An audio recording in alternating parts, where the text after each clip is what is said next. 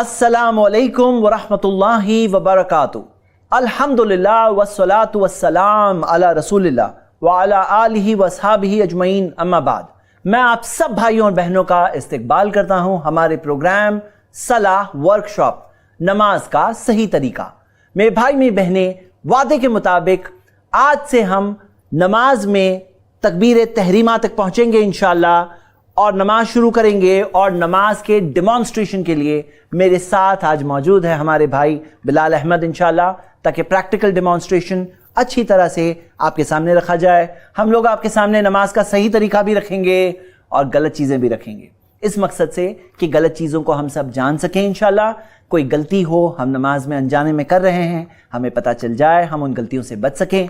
मेरे भाई मेरी बहनें, नमाज एक बहुत अहम इबादत है। एक शख्स की नमाज उसकी दुनिया और आखिरत दोनों की कामयाबी का जरिया है। अगर एक इंसान नमाज में पाबंद हो जाए, उसके अंदर एक सेल्फ डिसिप्लिन दुनियावी तौर पर भी आ जाता है, कॉन्सेंट्रेट करने की सलाहियत आ जाती है, टाइम मैनेज करने की सलाहियत आ जाती है, और आखिरत के एतबार से अल्लाह की याद दिल में होती है, अल्लाह ताला की मदद उसके साथ होती है। उसकी इबादतों में एक अहम तरीन इबादत है जिसका असर उसकी पूरी जिंदगी पे पड़ता है।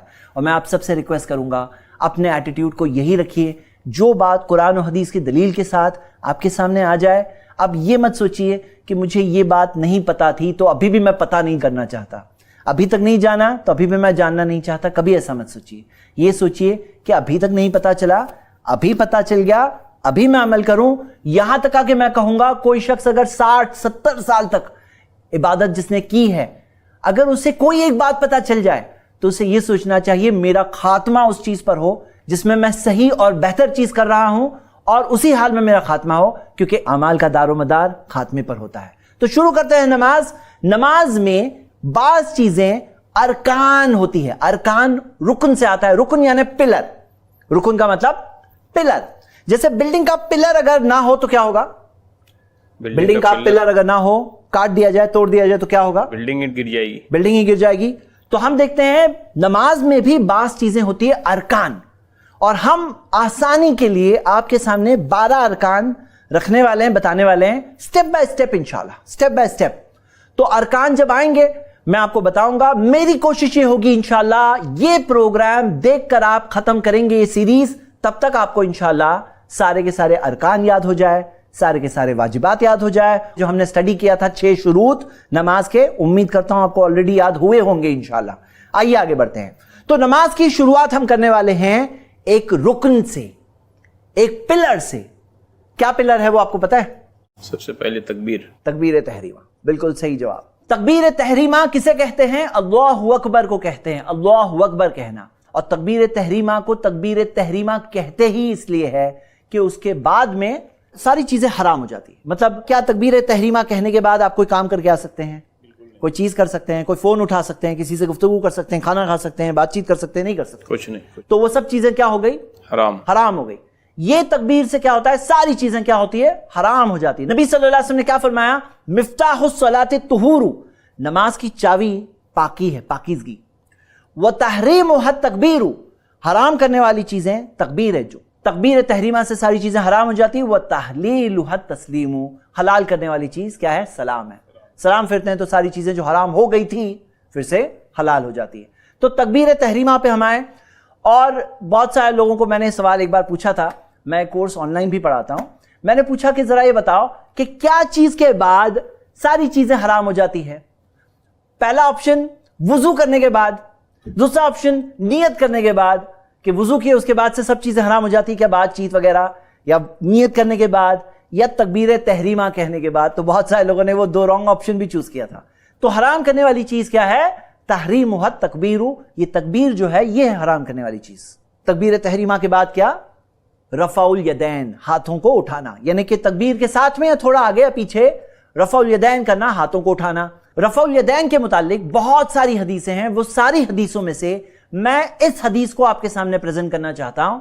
हदीस आपकी स्क्रीन पर है, आप देख सकते हैं। नाफे जो ताबई है वो बयान करते हैं, अब्दुल्ला इब्न उमर सहाबी रसूल, उनके मुतालिक रदियल्लाहु अन्हुमा, कि उन्होंने नमाज पढ़ी, कब्बरा, कब्बरा यानी तकबीर तहरीमा कही, व रफा यदैही, और हाथों को उठाया, व इज़ा रका, जब रुकू किया तब भी रफा यदैही, अपने हाथों को उठाया, وَإِذَا قَالَ سَمِعَ اللَّهُ لِمَنْ حَمِدَ، جب کہا سمیع اللہ لمن حمدہ رفع یدیہ تو اپنے ہاتھوں کو اٹھایا. وَإِذَا قَامَ مِنْ رَكْعَتَيْنِ رفع یدیہ، جب 2 رکعتوں سے کھڑے ہوئے تو پھر سے رفع الیدین کیا، ہاتھوں کو اٹھایا.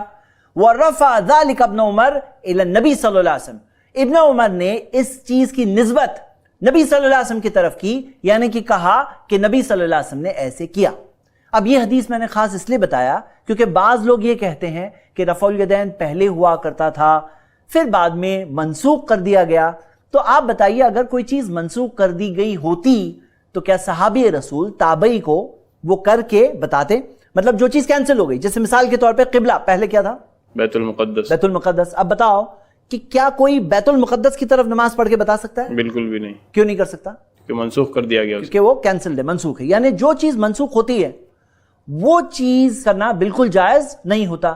تو اگر یہ منسوخ ہوتا، رفع الیدین کرنا اگر کینسلڈ ہوتا، منسوخ ہوتا، کینسل ہو گیا ہوتا، جیسے بیت المقدس کینسلڈ، اب صرف ہمارا قبلہ کیا ہے؟ مسجد حرم مکہ. تو ابھی کوئی بیت المقدس کی طرف، جیروسلم کی طرف نماز پڑھ سکتا ہے؟ نہیں پڑھ سکتا کیونکہ وہ منسوخ ہے. تو اگر یہ منسوخ ہوتا تو صحابی رسول تابعی کو بالکل کر کے نہیں بتاتے. اس سے کیا پتا چلتا ہے؟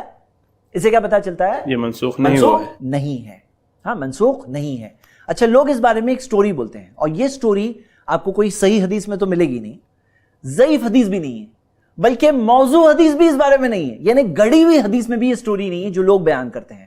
اس سٹوری میں لوگ یہ بتاتے ہیں کہ وہ زمانے میں لوگ اپنے بغل میں بت رکھ کے آیا کرتے تھے. بت یعنی مورتیاں وغیرہ رکھ کے آیا کرتے تھے. تو نبی صلی اللہ علیہ وسلم نے فرمایا کہ رفع الیدین کرو، تاکہ رفع الیدین کرنے سے، سٹوری والے کہہ رہے ہیں یہ، رفع الیدین کرنے سے وہ بت گر جائے. اب میرے پاس یہاں ایک چھوٹی سی ڈبی ہے، کوئی بت نہیں بلکہ ایک چھوٹی سی ڈبی ہے. آپ ذرا یہ اپنے بغل میں رکھ کر ابھی رفع الیدین کرو. دیکھ رہے ہیں آپ لوگ رفع الیدین کرنے سے کیا وہ ڈبی گر رہی ہے؟ اچھا ذرا ایسا کرو اور ایک بار کرو، نیچے کر کے پھر سے کرو. دیکھ رہے ہیں آپ لوگ، یہ دیکھیے یہیں پہ ہے، کچھ نہیں گر رہی ہے. ذرا ایسا کرو، 4-5 بار کرو، فٹافٹ، فاسٹ 4-5 بار کرو. گر رہی ہے. اور یہ تو چھوٹی سی ڈبی ہے، ٹائٹ ہو گئی ہے، اور بلکہ ٹائٹ ہوتی جا رہی ہے. اور بلکہ اگر کوئی مورتی بڑی ہوتی تو اور گرنے کے کم چانسز ہوتے ہیں. آپ خود سوچو اس سٹوری کی کیا حیثیت ہے. اور ذرا یہ بھی سوچو کہ اگر کسی کو لانا ہوتا تو کہاں رکھ کے آنا زیادہ ایزی، مطلب کہاں رکھ کے آنا زیادہ ایزیئر ہے؟ آپ سوچو کسی کو لانا ہوتا تو کہاں لاتا؟ کوئی جیب میں رکھ کر لاتا. جیب میں لیا. اب جیب میں رکھو تو کوئی وہاں پہ رکھتا، یہاں یہ بغل میں رکھ کے لانا. اور یہ سٹوری جو بیان کرتے ہیں یہ بالکل فیک سٹوری ہے. آپ سوچو صحیح بخاری کی حدیثیں، ثابت شدہ حدیثیں، وہ سب صحیح حدیثیں ایک گڑی ہوئی سٹوری سے منسوخ ہو جاتی ہے. یہ کون سا اپروچ ہے؟ یہ کون سا انصاف؟ یہ کون سے اعتدال کی بات ہے؟ بلکہ یہ سٹوری کوئی صحیح جگہ پہ تو نہیں ہے، بلکہ بعض ایسے لوگ جو صحابہ سے نفرت رکھتے ہیں، غلط عقیدے کے لوگ ہیں، وہ لوگ ایسی سٹوری بیان کرتے ہیں اور دوسرے لوگ بھی یہ بیان کرنے لگے. تو اس چیز کی کوئی حیثیت نہیں ہے. یہ چیز کی وجہ سے ہمیں سنت سے دور نہیں رہنا چاہیے. اگر آپ اس بارے میں اور سٹڈی کرنا چاہتے ہیں تو امام بخاری نے کتاب لکھی ہے جز رفع الیدین. یہ کتاب عربک میں ہے اوریجنل، آپ وہ کتاب پڑھ سکتے ہیں. اس کا اردو ترجمہ اور شرح شیخ زبیر علی زئی نے کی ہے. یہ کتاب ہے، آپ دیکھ سکتے ہیں. یہ کتاب آپ i+TV اکیڈمی میں کورس کے اندر جا کے ڈاؤن لوڈ بھی کر سکتے ہیں. اگر آپ اور سٹڈی کرنا چاہتے ہیں اور تحقیق کرنا چاہتے ہیں تو ضرور اس کتاب کو پڑھیے. آئیے ہم آگے بڑھتے ہیں. ہاتھوں کو جو اٹھانا ہے رفع الیدین میں تو کہاں تک اٹھانا ہے؟ کہاں تک اٹھانا ہے؟ دیکھیے اس بارے میں حدیث آپ کی اسکرین پر ہے. عبداللہ ابن عمر رضی اللہ عنہما بیان کرتے ہیں کہ نبی صلی اللہ علیہ وسلم اپنے ہاتھوں کو کندھے تک اٹھاتے. حذو منکبیہ، پہلی حدیث. اذا افتتح الصلاۃ، جب نماز شروع کرتے. واذا کبر للرکوع، اور جب رکوع میں جاتے. واذا رفع راسہ من الرکوع، جب رکوع سے سر اٹھاتے. کب اٹھاتے؟ اذا افتتح الصلاۃ، جب نماز شروع ہوتی تب اٹھاتے. وَإِذَا كَبَّرَ لِلرُّكُوعِ، جب رکوع کے لیے تکبیر کہتے تب اٹھاتے. وَإِذَا رَفَعَ رَأْسَهُ مِنَ الرُّكُوعِ، جب رکوع سے سر اٹھاتے. رَفَعَهُمَا كَذَلِكَ أَيْضًا وَقَالَ سَمِعَ اللَّهُ لِمَنْ حَمِدَهُ، جب سمع اللہ لمن حمدہ کہتے تب نبی صلی اللہ علیہ وسلم اپنے ہاتھوں کو اٹھاتے 3 موقع. وَكَانَ لَا يَفْعَلُ ذَلِكَ فِي السُّجُودِ، اور نبی صلی اللہ علیہ وسلم سجدے میں ایسا نہیں کرتے. سجدے کے حالت میں نبی صلی اللہ علیہ وسلم اپنے ہاتھوں کو نہیں اٹھاتے. یہ نارمل عمل ہے. لیکن کسی موقع پر بعض دوسرے صحابی نے سجدے میں بھی رفع الیدین ذکر کیا ہے، لیکن نارمل عمل تھا کہ نہیں اٹھاتے. کبھی کسی شاذ موقع پر نبی صلی اللہ علیہ وسلم نے سجدوں کے درمیان بھی کیا ہے. وہ کبھی عمل کرنے والی سنت ہے. نارمل عمل یہ ہے کہ نبی صلی اللہ علیہ وسلم تکبیر تحریمہ میں کرتے، رکوع سے پہلے، رکوع سے بعد میں، اور جیسا کہ پچھلی حدیث میں آیا ہے جب 2 رکعتوں کے بعد کھڑے ہوتے تب، جو ہم ڈیٹیل میں انشاءاللہ تب دیکھیں گے جب ہماری 2 رکعتیں انشاءاللہ نماز کی ہو جائے گی۔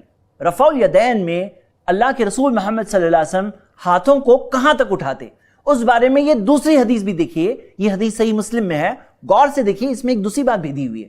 ان رسول اللہ صلی اللہ علیہ وسلم، نبی صلی اللہ علیہ وسلم، کانا اذا کبر رفع یدیہ، جب تکبیر تحریمہ کہتے تو اپنے ہاتھوں کو اٹھاتے، حتی یحاذی بہما اذنیہ، یہاں تک کہ کانوں کے لیول تک ہاتھ ہوتے، یعنی کانوں کا جو لیول ہے اس لیول تک ہاتھ اٹھاتے۔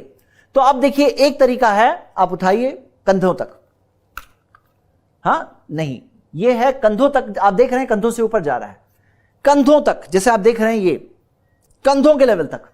اب دیکھیے یہ تھوڑا سا اوپر ہو رہا ہے، تھوڑا سا نیچے، اب یہ دیکھ رہے ہیں آپ۔ دوسری حدیث میں آتا ہے حتی یحاذی بہما اذنیہ، یہاں تک کہ کانوں کے لیول تک پہنچ جائے، ہاں تو کانوں کے لیول تک۔ تو آپ دیکھ رہے ہیں پہلی حدیث میں الفاظ آئے تھے کندھوں کے لیول تک، اور دوسری حدیث میں کیا آیا؟ کانوں کے لیول۔ کانوں کا لیول بتائیے، آپ دیکھ سکتے ہیں یہ کانوں کا لیول ہے۔ اب ان دونوں میں سے کون سا ثابت ہے، آپ کو کیا لگتا ہے؟ ان دونوں میں سے کون سا ثابت ہے، آپ کو کیا لگتا ہے؟ دونوں بھی ثابت ہے۔ دونوں ثابت ہے۔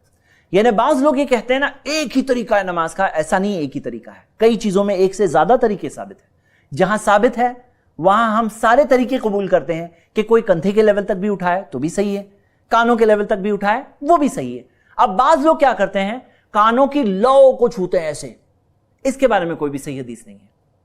اور بعض لوگوں کیا ہے کہ جب نماز پڑھتے ہیں نا تو فٹک ادھر تک لیزی اٹھا، ادھر دیکھ رہے ہیں آپ کہاں تک آیا، کندھے کا لیول آیا۔ تو بعض لوگ کیا کرتے ہیں، اس میں دکھ رہا ہے آپ کو، یہ کیا ہے، یہ لیزی رفع الیدین، لیزی رفع الیدین، اتنا شارٹ کٹ رفع الیدین، یہ رفع الیدین نہیں ہوا، کندھوں کا لیول ہونا چاہیے کم سے کم، اور نہیں تو کانوں کا لیول ہونا چاہیے۔ دونوں ثابت ہے، کندھے بھی ثابت ہے، کان بھی ثابت ہے۔ بعض علماء کرام یہ کہتے ہیں کہ اگر کانوں کا لیول کر دو تو یہ انگلی کندھے کے لیول تک آتی ہے، یہ بھی ایک ایکسپلینیشن ہے اس حدیث کا، لیکن دوسری حدیث میں جو الفاظ آئے کہ کندھوں کے لیول تک، تو یہ بھی کوئی عمل کرے تو بھی صحیح ہے، کیونکہ حدیث اس بارے میں واضح طور پر موجود ہے۔ اب نیکسٹ کیا؟ قیام کرنا۔ بالکل صحیح جواب دیا انہوں نے، یہ کھڑے ہونا بھی ایک رکن ہے، پلر ہے۔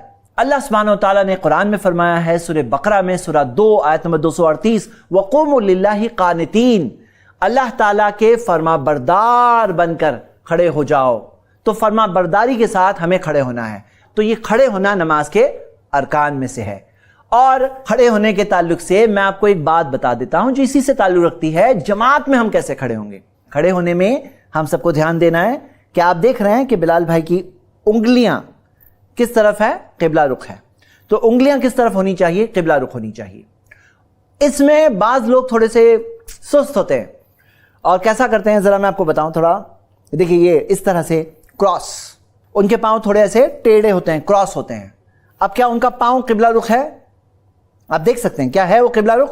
تو نہیں ہے، یہ رانگ بتا رہے ہیں، وہ رانگ بھی کر کے بتا رہے ہیں، تو یہ سیکھنا نہیں ہے، ایسے نہیں کرنا ہے۔ کیسے رکھنا ہے بتائیے؟